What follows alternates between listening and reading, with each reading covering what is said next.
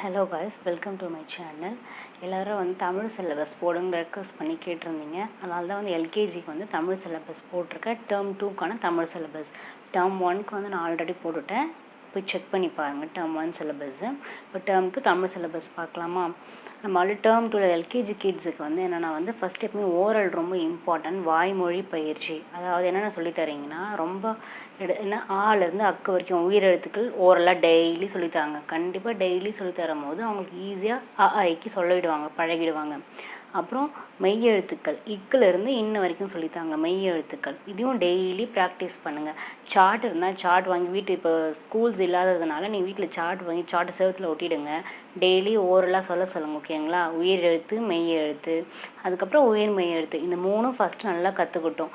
மற்ற காணாச்சல மற்ற வரிசை கா நெடில் குறில் அதெல்லாம் வந்து அங்கே அடுத்த டேர்ம்லேயும் சீக்கிரமாக சில குழந்தைங்க சீக்கிரமாக கற்றுக்கிற குழந்தையா இருந்தால் அவங்களுக்கு நீங்கள் சொல்லித்தரலாம். சில ஸ்லோ லேர்னர்ஸ் இருப்பாங்களே, அவ்வளோ சீக்கிரம் அண்டர்ஸ்டாண்ட் பண்ணிக்க மாட்டாங்க. ஸோ அவங்களுக்குலாம் நீங்கள் யூகேஜியில் படிக்க ஸ்டார்ட் பண்ணலாம். காணாச்சா கூணுச்சு எல்லாமே. ஸோ இந்த இதில் வந்து உயிரெழுத்து, மெய் எழுத்து, உயிர் மெய் எழுத்து மூணுமே வந்து டெய்லி ஓரல் சொல்லித்தாங்க. ஓரல் ரொம்ப ரொம்ப இம்பார்ட்டன்ட். அதுக்கப்புறம் ரைம்ஸும் ரொம்ப இம்பார்ட்டன்ட். தமிழ் பாடல்கள் இருக்குல்ல, எங்கள் ரைம்ஸ் புக்கும் வாங்கி சொல்லித்தாங்க. மோஸ்ட்லி மொபைல் அவாய்ட் பண்ணிக்கோங்க. புக்ஸை வச்சு நீங்களே பாடி, நீங்கள் ஆக்ஷனோட பாடி கிட்ஸுக்கு அந்த பாட்டை சொல்லித்தாங்க. நிறைய ரைம்ஸ் இருக்குது தமிழ் ரைம்ஸு. கைவீசம்மா கைவீசு, குள்ள வாத்து, குண்டு குண்டு கத்திரிக்காய், மாம்பழமா மாம்பழம், நிலா நிலா ஓடிவான். இதெல்லாம் நீங்கள் அழகாக நீங்களே ஆக்ஷனோட குழந்தைக்கு பாடி சொல்லித்தரலாம். ரைம்ஸ் ரொம்ப பிடிக்கும் கிட்ஸுக்கு. ரைம்ஸ் நல்லா சொல்லித்தாங்க. இது பழங்கள் பெயர்கள். பழங்கள் பெயர்கள் இது தமிழ்லேயும் சொல்லித்தாங்க. எல்லாம் இங்கிலீஷில் சொல்லித்தராங்க. ஆப்பிள், ஆரஞ்சுன்னு தமிழும் இம்பார்ட்டன்ட் தான். பழங்கள் பெயர்கள் வந்து புக்ஸ் இருக்கும், இல்லை சார்ட்டாக இருக்கும். என்ன பண்ணுங்கள், தமிழில் இருக்க மாதிரி அந்த பிக்சர், இப்போ ஆப்பிள் பிக்சரு ப்ளஸ் பக்கத்தில் வந்து தமிழில் அதோட நேம், ஓகேங்களா? இங்கிலீஷ் நேமும் இருக்கலாம், பரவாயில்ல. இங்கிலீஷ் அண்ட் தமிழ் ரெண்டு நேமும் இருக்கலாம். நீங்கள் என்ன பண்ணுங்கள், ஆப்பிள், ஆரஞ்சு, வாழைப்பழம், திராட்சை பழம் சார்ட்டை வச்சு சொல்லித்தரலாம். இல்லை உண்மையாக நீங்கள் பழம் வீட்டில் பழம் வாங்கி வச்சுருப்பீங்களே சாப்பிட்றதுக்கு, வாழைப்பழம், திராட்சை, ஆப்பிள்லாம் உண்மையான பழத்தை காட்டியும் குழந்தைக்கு அந்த பெயர்கள் எல்லாமே சொல்லித்தரலாம். பலாப்பழம் சொல்லிட்டு வீட்டில் என்ன பழங்கள் இருக்கோ அதை வச்சு பழங்கள் பெயர்கள்லாம் சொல்லித்தாங்க. அப்புறம் காய்கறி பெயர்கள். காய்கறி பெயர்களும் வந்து என்ன பண்ணுங்கன்னா வந்து நீங்கள் வீட்டில் உண்மையான காய்கறி வீட்டில் சமைக்க வெஜிடபிள்ஸ் வச்சுருப்பீங்களா, அதை வச்சு நீங்கள் சொல்லித்தரலாம். கத்தரிக்காய், கேரட், தக்காளி, அவரைக்காய், சோளம், குடைமிளகான்னு சொல்லித்தரலாம்.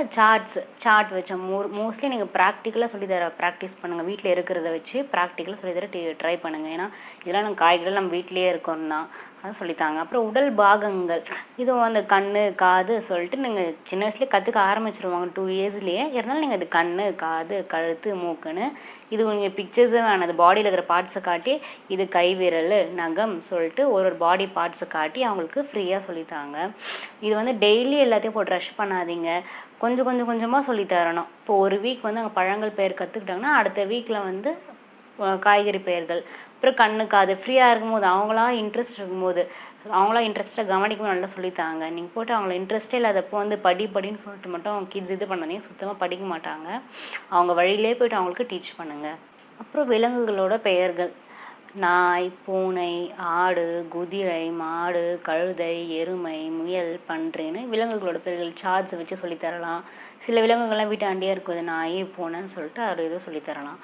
அப்புறம் பறவைகள் நேம்லாம் சொல்லித்தரலாம். பேர்ட்ஸ் நேம்லாம் தமிழில் சொல்லித்தரலாம். குருவி, கோழி, மயில், புறா, ஆந்தைன்னு பறவைகள் நேமும் நீங்கள் சொல்லித்தரலாம். படத்தை பார்த்து பெயர் படிக்கும். இது நான் இப்போ இங்கிலீஷில் வந்து ஆப்பிள் பிக்சர் இருக்கும், A for apple, B for ball படிக்கிறாங்களா, அதே தமிழில் சொல்லித்தாங்க.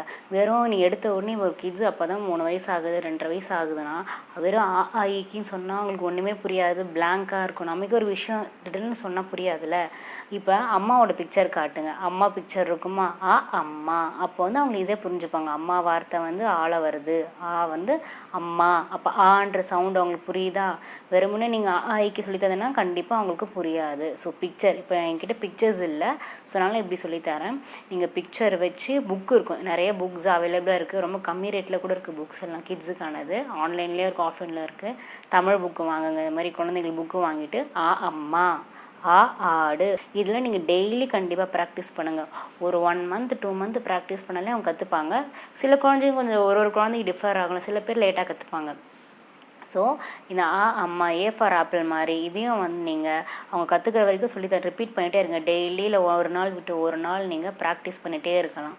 இலை, ஈசல், ஊரல், ஊதல், எலி, ஏணி, ஐயர், ஒட்டகம், ஓடம், ஒளவை, எக்கு சொல்லிட்டு இது மாதிரி ரொம்ப ஈஸி. இது ஒரு ஆக்ஷனோடு சொல்லித்தாங்க.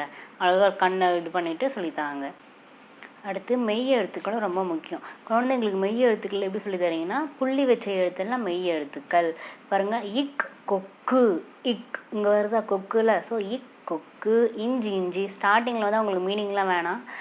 கொக்கு, இஞ்சி இங்கு சிங்கம் சொல்லிட்டு இந்த வார்த்தையை ஃபஸ்ட்டு சொல்லித்தாங்க. இதெல்லாம் நான் அப்புறம் வந்து எப்படி அவங்களுக்கு டெஸ்ட்டு வைக்கலாம், சிலபஸ் ஃபஸ்ட் சொல்லித்தாங்க. நான் எப்படி டெஸ்ட்டு வைக்கலாம்னு சொல்லிட்டு அடுத்த வீடியோவில் நான் போடுறேன். எல்கேஜிக்கு ஏற்ற மாதிரி சின்ன டெஸ்ட்டு சிம்பிளாக குழந்தைங்களுக்கு எப்படி வைக்கலாம் சொல்லிட்டு அவங்களுக்கு எப்படி டெஸ்ட் பண்ணி பார்க்கலாம் சொல்லிட்டு படிச்சிருக்காங்களா இல்லையான்னு சொல்லிட்டு நான் போடுறேன். ஸோ இதையும் நீங்கள் டெய்லி ப்ராக்டிஸ் பண்ணிட்டு வரலாம். எல்கேஜி குழந்தைங்க எப்படின்னா டெய்லி தமிழில் ஒரு 2 டாபிக், இப்போ காய்கறிகள் பழங்கள் ஆய்க்கு ஓரளவு சொல்ல வைங்க.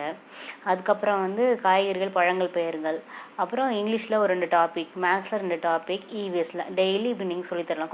கொஞ்சமாக கேப் விட்டு இல்லைன்னா இப்போ வீட்டில் இருக்கிறதால டெய்லி 2 சப்ஜெக்ட்ஸ் கூட எடுத்துக்கோங்க.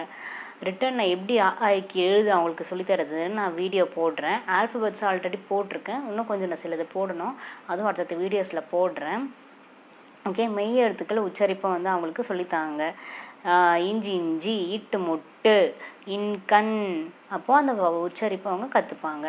அப்போ என்ன எழுத சொல்லித்தரணும், இதுவே நிறைய பேருக்கு டவுட் வரும். எல்கேஜி பிள்ளைங்களுக்கு ஸ்டார்டிங் என்ன எழுதணும், எடுத்த உடனே போட்டுருவாங்களா? கண்டிப்பாக போட மாட்டாங்க. நம்மளும் ஒரு விஷயம் எடுத்த உடனே டக்குன்னு செஞ்சுருவோமா? முடியாது. குழந்தைங்களுக்கு நான் இங்கிலீஷில் சொல்லித்தரேன். எடுத்த உடனே கிட்ஸ் வந்து ஏபிசிடி எழுத மாட்டாங்க. அதனால் நம்ம ஃபஸ்ட்டு லைன்ஸ்லாம் சொல்லித்தரணும்னு சொல்லிட்டு சொல்லியிருக்கேன் ஏபிசிடியில்.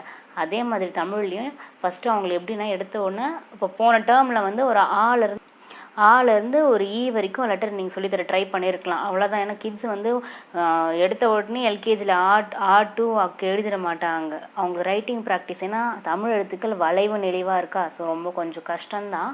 ஸோ அவங்க நம்ம ப்ராக்டிஸ் கொடுத்துட்டே இருக்கணும். நிறைய ட்ரேசிங் புக்லாம் இருக்கும்ல, ட்ரேஸ் பண்ணி எழுத சொல்லலாம். நீங்கள் தமிழில் ஒரு பிளேட்டில் மண்ணை கொட்டிட்டு அதில் வந்து நீங்கள் அழகாக அதை ட்ரேஸ் பண்ண சொல்லலாம். நிறைய ஐடியாஸ் இருக்குது. நான் வீடியோஸில் போடுறேன் அடுத்தடுத்து இதில். ஸோ அது மாதிரிலாம் நீங்கள் அவங்களுக்கு என்னென்ன இன்ட்ரெஸ்ட்டோ ஸ்கெட்சை கொடுத்து ஸ்கெட்சில் வரைய சொல்லலாம். ஸோ கலர்ஃபுல்லாக அவங்க போர் அடிக்காமல் ஸ்கெட்சை வச்சு வரைஞ்சிட்ருப்பாங்க. லெட்டர்ஸ் அப்படியே கற்றுப்பாங்க.